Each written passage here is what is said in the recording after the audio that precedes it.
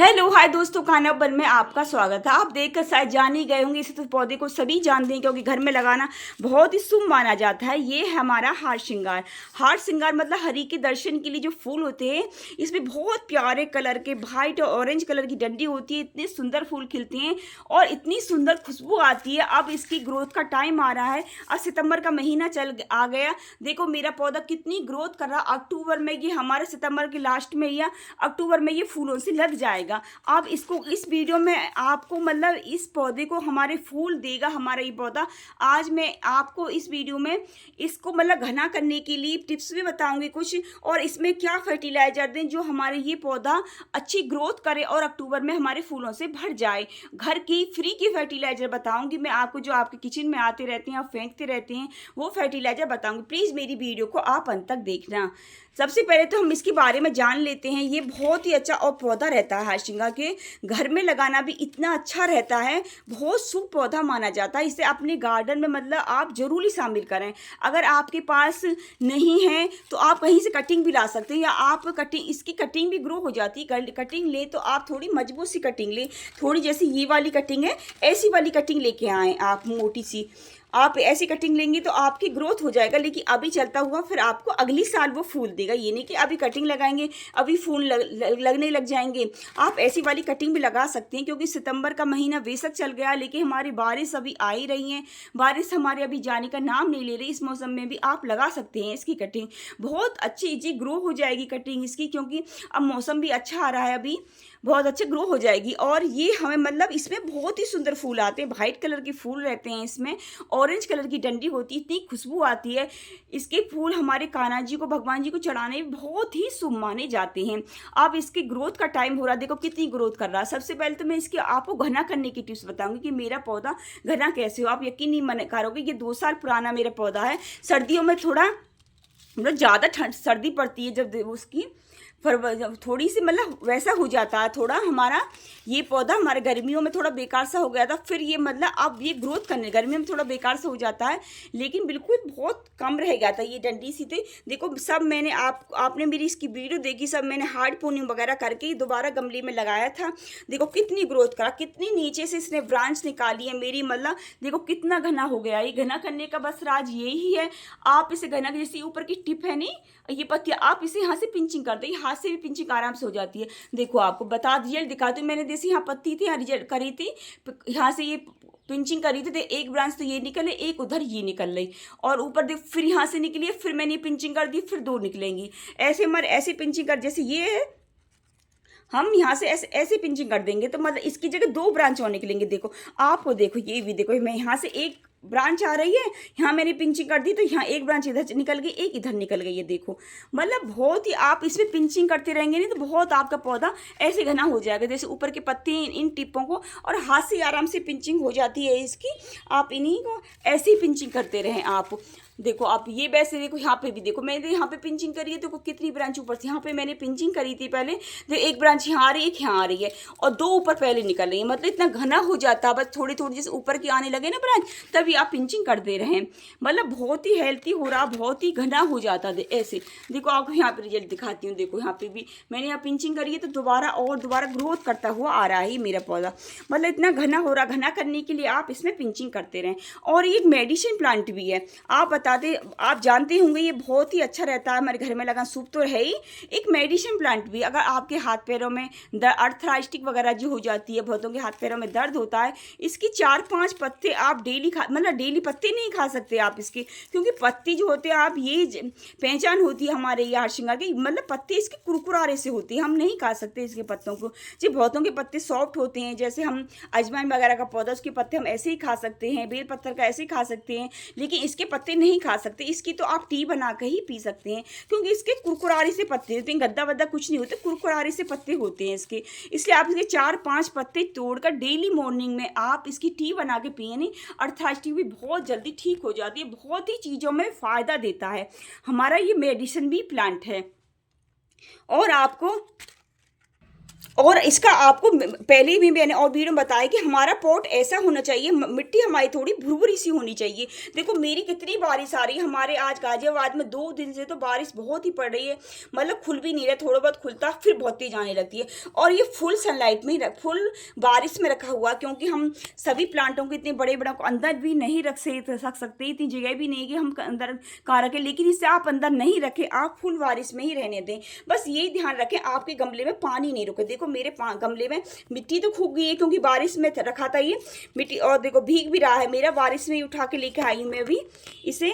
तो मिट्टी तो मतलब खूब, मतलब मिट्टी ऐसी होनी चाहिए हमारी जो इसमें पानी नहीं रुके। पानी रुक गया तो हमारी जड़ करने लगती है, क्योंकि रात दिन उसमें पानी भरा रहेगा तो जड़ हमारी गीली हो जाएंगी, फंगस लग जाएगी। आपको बस पानी का आपको ध्यान रखना है। आपको पानी ड्रेनेज होल इतना आप चेक कर लें, बरसात से पहले अपने आप सभी ड्रेनेज होल चेक कर लें कि आपके पानी नहीं रुके। आपको बाई चांस रुक भी जाता है तो आप ऊपर से ऐसे पलट के आप इसे निकाल दें। आप इसमें पानी भी नहीं रुकना चाहिए बिल्कुल।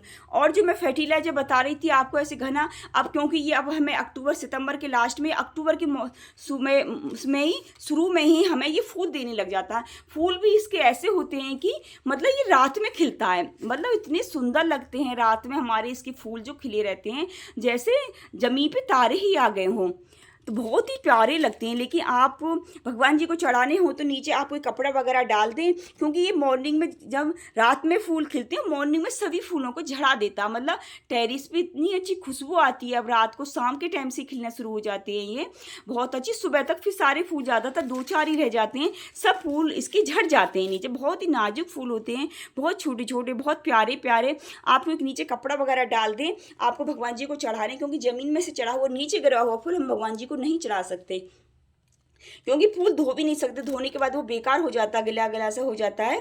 तो कोई पत्ता वगैरह तो हम धो के दोबारा चढ़ा सकते हैं, लेकिन फूल बेकार, नीचे कोई कपड़ा वगैरह डाल दें आप जैसे, तो आप कोई पेपर न्यूज़पेपर वगैरह डाल दें तो उसमें फूल आ जाए इकट्ठा करके, तब अपने भगवान जी को चढ़ा सकते हैं। इस पर ज़्यादा फूल पाने के जो फर्टिलाइजर बता रही थी मैं, देखो घर के ये फ्री के हैं, देखो ये केले हैं, केले का आपको ये ध्यान रखना है, लेकिन आपको ये वाले केले के छिलके नहीं लेने, आपको सूखे वाले केले के छिलके ले लें, क्योंकि बरसात भी आ रही है, मौसम भी थोड़ा चेंज हो गया। ये वाले छिलके आप ऐसे ही आप लिक्विड जो बना के डालते हैं, काट के आप 24 घंटे के लिए 48 घंटे भिगो कर डाल देते हैं जैसे, तो ये वाले आप ज़्यादा गर्मी जो पड़ती है मई जून की गर्मी तब तो दे सकते हैं, लेकिन आप बिल्कुल नहीं देना, क्योंकि हमें चींटी वगैरह भी हो जाएंगी, फंगस लग जाएगी। गीले ऐसे वाले नहीं, आपको सुखा कर लेने हैं। आपको केले के छिलके सुखा कर मैं पहले गर्मियों में ही रख लेती हूँ सभी केले के छिलके सुखा कर, मैं तो, क्योंकि कोई छिलका मेरे किचन में ऐसे बाहर नहीं जाता सभी, लेकिन अब नहीं रख रही क्योंकि बरसात का मौसम में सूखते नहीं हैं, अब तो मेरे डस्टबिन में जा रहे हैं केले के छिलके। क्योंकि मैं 3-4 महीने जो गर्मी जो पड़ती है मैं खूब सारे सुखा के रख लेती हूँ केले के छिलके, उनका पाउडर बना के भी रख लेती हूँ, तो हमारे काम आती रहती हैं। आपको पता होगा केले के छिलके में कैल्शियम, फास्फोरस, मैग्नीशियम पूरा MP के होता है, इसमें बहुत ही ज़्यादा फ़ायदे रहती है। फूल लाना और कली नहीं बन रही हो, आपके पौधे में जो नई ग्रोथ हो रही है उसमें थोड़ा थोड़ा डाल दो, ग्रोथ भी जल्दी होने लग जाती है। बहुत ही फ़ायदे देती है हमारे केले के छिलके। और दूसरे नंबर पर ये आलू के छिलके भी आपको थोड़े से सुखा लें, सुखाने के बाद ही देने हैं आपको, क्योंकि आलू में भी, केले में थोड़ी शुगर होती है, हमारी केले में थोड़ी ज़्यादा शुगर होती है, हमारे आलू के छिलकों में शुगर होती है। आप थोड़ी सुखाने के बाद ही यूज करें। हमारे आलू के छिलके में पोटास भारी मात्रा में होती है, बहुत ज़्यादा न्यूट्रिशन होते हैं हमारे फूल के लिए। जैसे नीम के पौधा है आपका, नींबू के पौधे में आप इतने नींबू में इतनी नींबू आएंगे आपके बहुत ज़्यादा, गुड़हल, गुलाब, मोगरा किसी में भी दे सकते हैं आप। और ये चने तो आप जानते, चने में तो घोड़े के बराबर ताकत होती है, हमारे बहुत ज़्यादा फायदे देते हैं।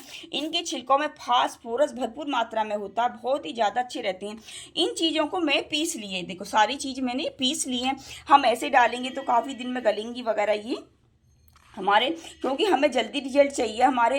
अगर ऐसे डालेंगे तो आप अपने गमले के नीचे डालें, अगर ये छिलके डालने हैं नहीं, आप ऊपर नहीं डालें, क्योंकि आप नीचे डालेंगे तो कुछ दिन में उनको मिट्टी रहेगी, फिर पानी डलता रहता है तो ये कंपोज हो जाते हैं हमारे साथ। अगर ऐसे छिलके यूज करने हैं तो आप जब गमला बनाते हो तभी उसके नीचे डाल दो, तो करने हैं आपको ये सभी आपको पीस लेने हैं। देखो ये मेरे केले के छिलके हैं, केले के छिलके भी मैंने सुखा के एकदम पिस गए थे। और ये चने हैं, चने मैंने पीस लिया, ये भी मिक्सी में एकदम पीस जाते हैं चने भी हमारे, बहुत अच्छे फ़ायदा होता है हमारे पौधों के लिए। मतलब जो बोन मील होती है ना, जो मार्केट से महंगी महंगी जो आप बोन मील वगैरह लाती हो, बोन मील हमारे आपको पता ही होगा, बोन मील तो हमारे जानवरों की हड्डियों से बनती है और उसमें हमारे कैल्शियम होता है, पोटाश होता है और फास्फोरस होता है, हमारे पोटेशियम होता है और कैल्शियम होता है और फास्फोरस होता है बोन मील में। जो बोन मील में होता इन्हीं हमारे छिलकों में भी वही है, क्योंकि बोन मील भी फूल फल लाने बहुत ही अच्छे रिजल्ट देती है, वो ही हमारे इन छिलकों में है हमारे। आप इसको देंगे तो आप यकीन माने कि आपके गार्डन में फूलों की बरसात होने लगेगी। और ये आलू, ये मेरे आलू के छिलके हैं, देखो मेरे आलू भी सुखा लेती है, सुखाने के बाद मिक्सी में पीसोगे तो एक दो बार ही चलाओगे नहीं, एकदम चूरा सा बन जाता। आलू के छिलके में पोटाश भारी मात्रा में होती है, बहुत ज़्यादा अच्छे फायदा देती हैं। आप इन सभी को मैं आपसे ये कहूँ, जैसे मेरा 12-14 इंची का गमला खूब ग्रोथ भी कर रहा है मेरा पौधा।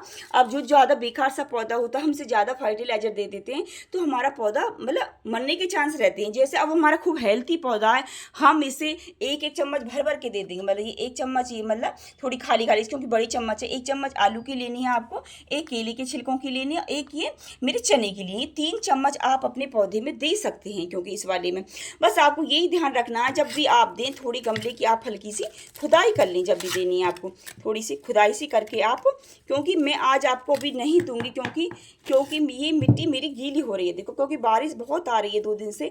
मैं एक बार दे चुकी हूँ वैसे पहले, क्योंकि जब इसने इतनी अच्छी ग्रोथ करी है मेरे पौधे ने, और मुझे हो गए ऐसे दिए हुए, तो मुझे 20-25 दिन से भी ज़्यादा हो गए ऐसे दिए हुए।